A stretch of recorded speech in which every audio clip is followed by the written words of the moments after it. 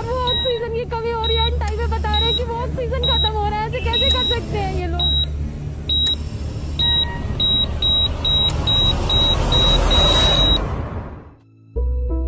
The COVID crisis in India is intensifying. At least 6 hospitals in the Indian capital Delhi have completely run out of oxygen.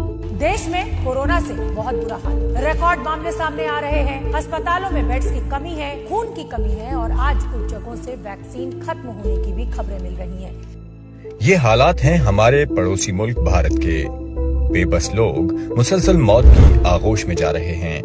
वो अपने प्यारों को हर लम्हा खो रहे हैं। सर एक बार चेक कर लो। मगर ये सारी सूरत हाल हमारे लिए लम्हाए फिक्रिया है।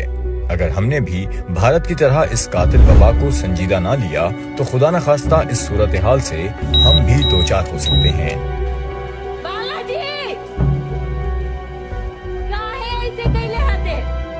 हुकूमत के बताए SOPs पर अमल करें। इसी में आपकी और आपके प्यारों की भलाई है।